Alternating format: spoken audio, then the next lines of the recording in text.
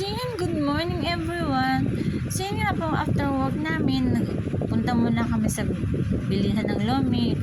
Kasi kami kakain, nagutom ba ang panggabi namin.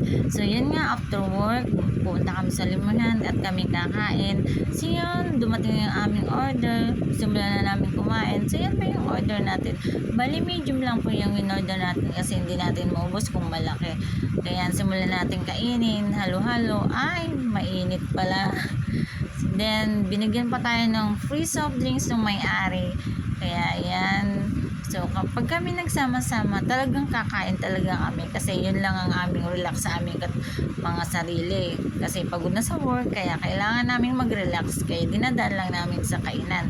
Kaya, yan. Pumunta kami ng isang sa may Lomihan. And then, yan. Kain-kain muna kami. So, yun lang ang aming nirelax sa aming katawan kahit puyat.